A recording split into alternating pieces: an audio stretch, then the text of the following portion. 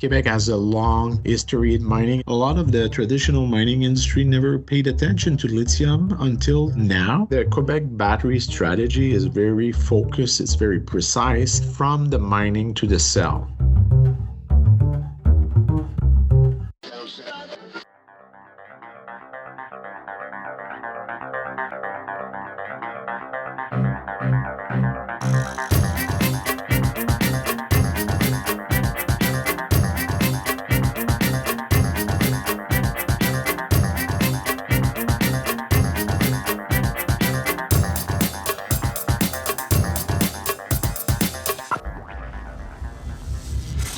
This is EnergyCast, and I'm Jay Downhauer. Today we're talking about finding lithium deposits closer to home. We've discussed this in episode 106, where most of the world's lithium is recovered in South America. The same process may also be possible here in North America, but the most easily recoverable lithium may actually be found in Quebec, in open pit mines. It's early days, but my guest today believes this Canadian province could hold vast reserves of the mineral, enough in one mine alone to power over 130 million electric vehicles. And while the prospect of mining lithium is new to the region, Quebec's James Bay region has been mining gold and copper the last 100 years. That's good news for the mining industry, since we've discussed examples in episode 153 where some regions rich in minerals face extreme environmental opposition. And at the same time, my guest today says Quebec plans to mine these new lithium deposits in the most ESG-friendly way on Earth. My guest says they want to not only mine lithium, but set up a lithium supply chain that spans everything from the mineral to the module placed in cars.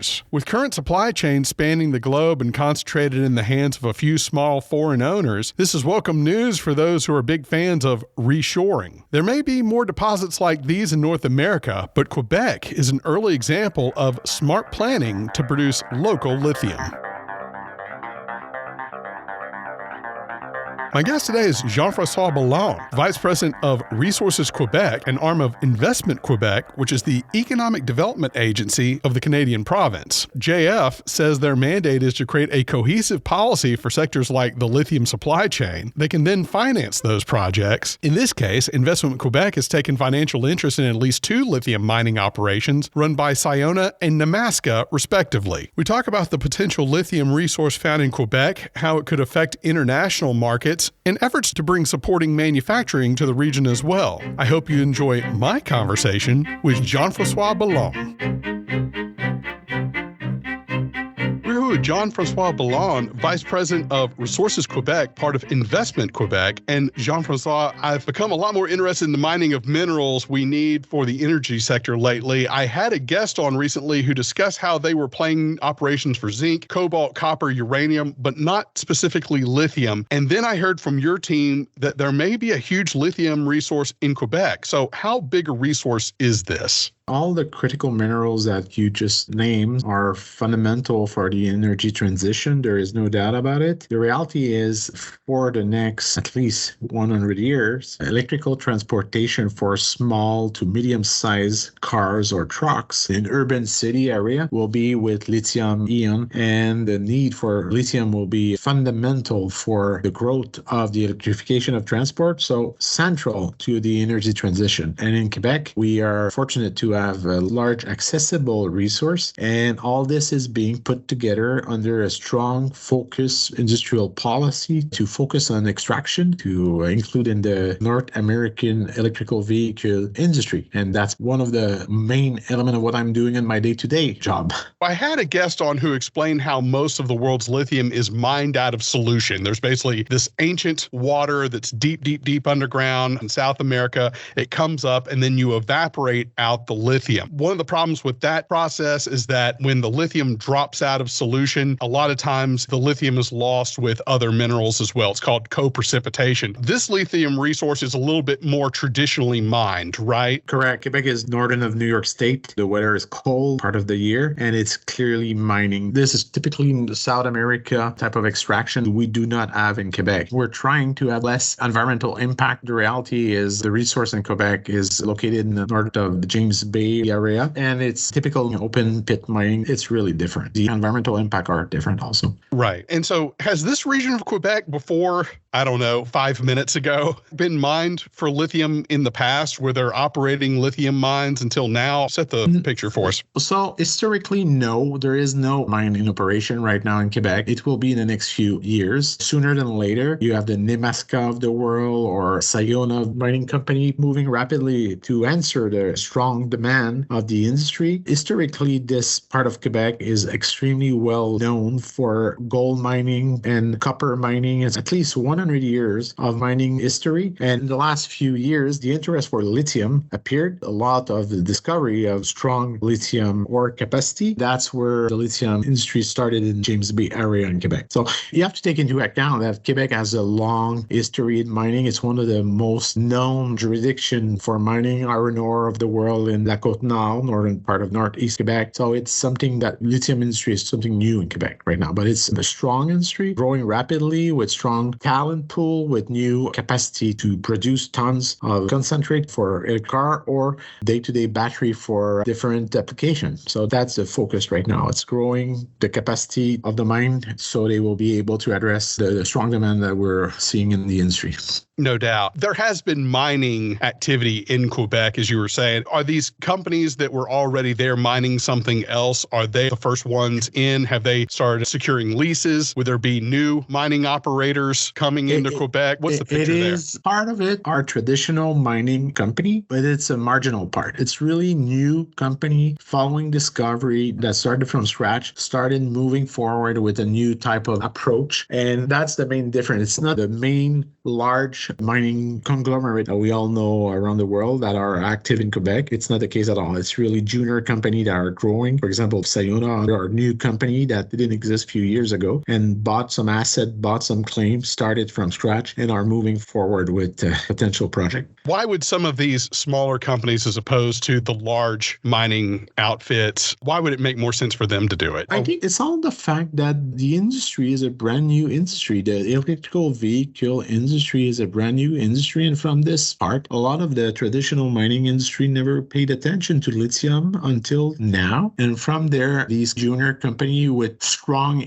ESG concerns, strong willingness to be linked to this electrical vehicle revolution, started to invest, started to take position in the different segment of the market. They are 100% committed to the lithium industry, so to the battery industry. And that's the main change compared to what we saw in the last 50 years in the global mining industry. Yeah. You said these are open pit mines. Is there anything different being done there? You kind of alluded to that. It's the traditional form of mining with the difference that it's lithium in that case. And it's the same type of talent, same type of different tools. And yeah, they use a traditional type of tools we use in the mining industry and the same type of talents. Like it's a small, agile company. That's the other thing that we see. These companies move quickly, move rapidly. When they see risk, they change course rapidly, they adapt. And that's the main element that they have compared to the traditional mining industry that in some cases are a little bit slower to react to risk and other problems. You bet. Jean-Francois, explain to the listeners out there what Resources Quebec does and what part you're playing to encourage Essentially, this. Ressources Quebec, so Investment Quebec, has three main roles. First role is attraction of foreign investment. That's what we call Investissement Quebec International. Also, we have the industrial policy where we put in place all the conditions for the success of some industry. And in my case, Ressources Quebec is really in charge of energy, mining, forestry, so all the resource side of the portfolio. And we also have the financing tools, so traditional financing, but as the State Bank of Quebec, if you want, where we are able to take position in loans, quasi-debt, equity, quasi-equity. So it's really the tool to move forward project located in Quebec. And in the case of lithium, we are extremely actively involved on the industrial policy, but also in the financing side. Investment Quebec, so the State of Quebec owns 50% of the Nemaska lithium project. We own 40% of a Modelant project with Sayona. So it's a commitment from the state where we use the tools at the disposal of the state, being namely policy and financing tools. So taking part of sharing the risk with the different private companies, private investors. Jean-Francois, let's get into some deep financial understanding here of these markets, especially lithium prices. From what I could tell, it seems the commodity price seems to be in terms of lithium carbonate, and it also also seems like those prices are set in Chinese yuan. Is that correct? Essentially, the lithium market, unfortunately, there is extremely large players, namely a Chinese company that owns a large chunk of the production, and we're back to basic economic, where when the offer is controlled by a few company owned by some, in that case, Chinese or other country, that you can play with the price. You control the offer, and the demand is obviously there. The extremely fast-growing demand for electrical vehicle, you have the perfect recipe to see the price rise rapidly, rise and maintain themselves very high. And that's, as you know, the moment where all of a sudden in the mining cycle, everybody wants to take part to the investment in the lithium industry. And from there is a strong price. The prices are going up. The prices are being kept up until there's new mine coming online and impacting the offer. And we're back to traditional economics of mining. The reality is we see this with different decision maker in Canada, of course, in the United States, in Europe. We have the same thing in Europe. In France, le rapport Varin, so the Varin report, explain where the French needs to position themselves on the lithium industry to control part of their national interest, national independence on the fundamental change of the economy with electrification, and they need lithium capacity to grow their economy, grow their green electrification of transport. That's exactly what we see in North America with the different administration. Everybody understands the critical role of lithium, and everybody understands that we need to be independent of foreign-owned source of lithium, like other critical minerals. And that's where you see all the policy, the strong capacity of the state, policy thinking, investment thinking, being fostered in one direction, where we will be able to sustain ourselves as a North American supply chain with lithium and all the other critical minerals needed to in the 21st century economy. Going back to China. So China sets the lithium spot prices. We know that most of the lithium is being mined in South America. Do the Chinese own those claims? Do they own those solution mining operations? I think they have a substantial part of it, since they own a very large chunk of the total lithium production in the world. But there's no Chinese investment actually in Quebec. They are investing, and they have a lot of these capacity in different jurisdictions with the full strength capacity, with the processing, with the mining. But it's not the case in Quebec. At one point, Chinese investment were in Quebec, but it's not the case at all, actually. By lithium production, we're talking about the finished product, the final raw materials for the batteries, right? Correct. Going directly to CAM production, going directly in the cell and battery pack. Yeah. So alluding to what you said earlier, you think that the United States and Quebec, the United States, North America, this hemisphere can produce more lithium. Does adding more of that supply, even adding the mining operations from Quebec, does that change the dynamics? Does that change the spot prices of lithium? Does it change to be denominated in something other than the yuan?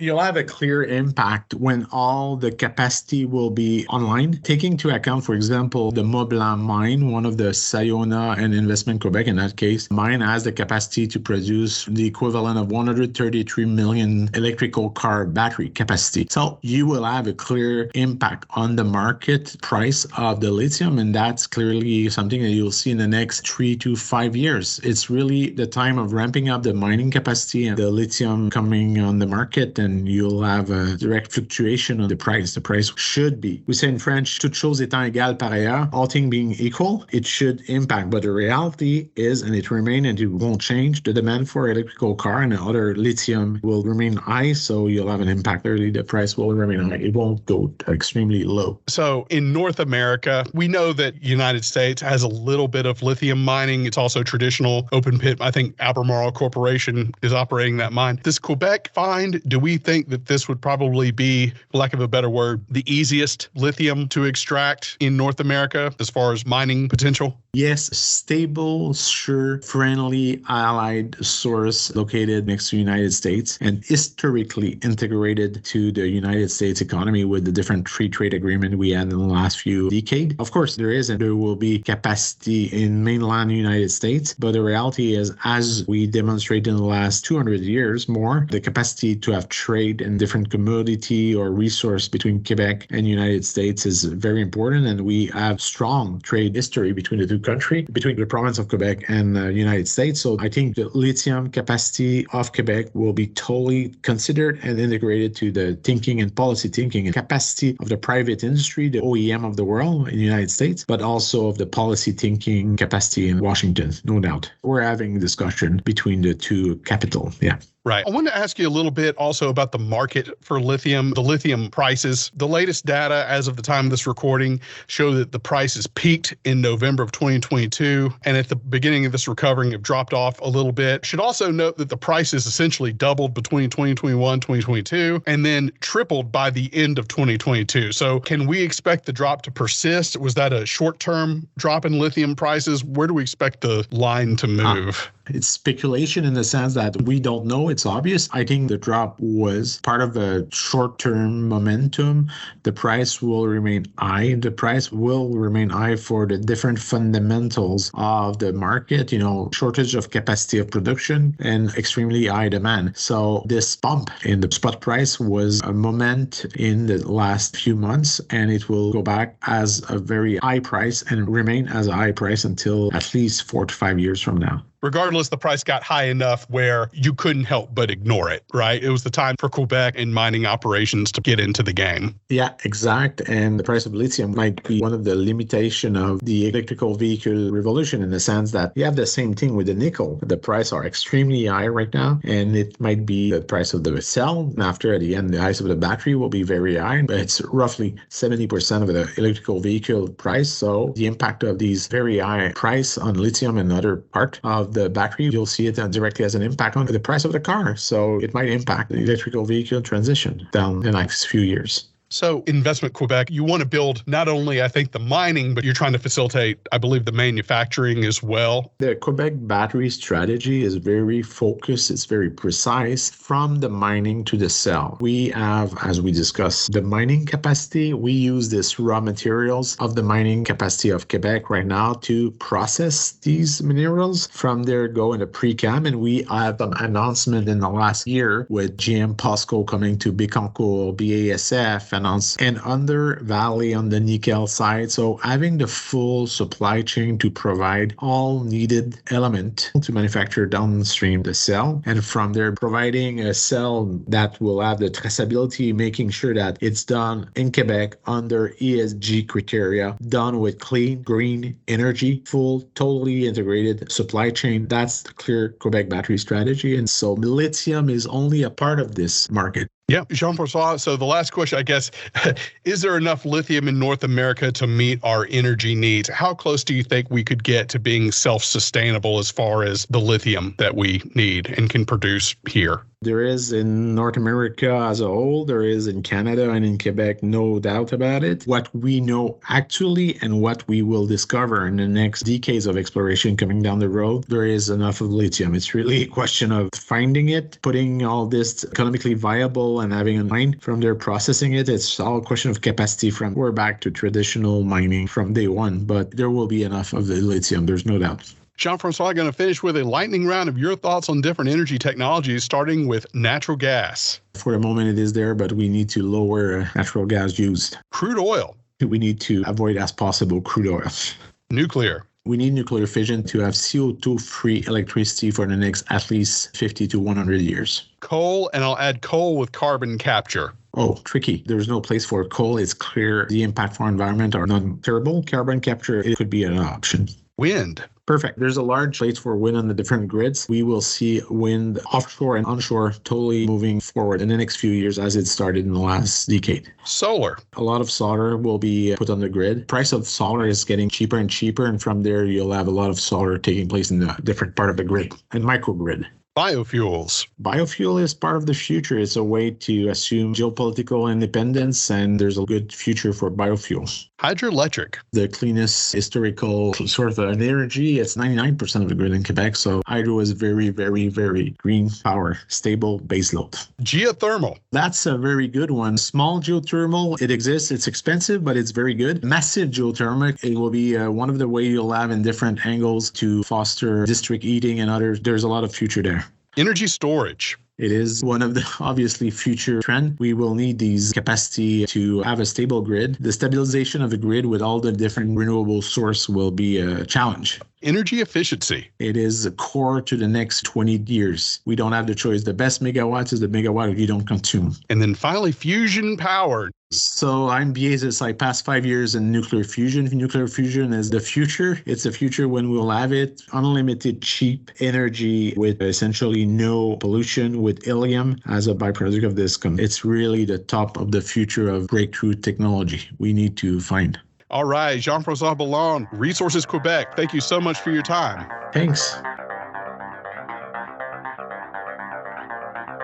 That was Jean-François Ballon, Vice President of Resources Quebec at Investissement Quebec, the Canadian province's economic development agency. Another company with a stake in Quebec lithium mining is Musk Metals, as in Elon Musk. In addition to the mining operations, the small town of Bécancour has been selected as the site of 2 manufacturing operations, including an effort to make lithium cathodes and recycle batteries with GM, POSCO, and BASF. I want to thank JF for his time, as well as Melissa Rue at Nuffer Smith Tucker for setting this up. You can find plenty of pictures for this episode on energy-cast.com, as well as on Instagram at Host Energy and Twitter at Host Energy Cast. All guests are sent the wrong completed audio the week of release. So far, no complaints. Be sure to leave us a positive review on iTunes. That gets the word out. Music was produced by Sean Stroop at Stroop Loops. That wraps up episode 160. Be sure to join us next week. Until then, I'm Jay Downhauer. We'll see you next time.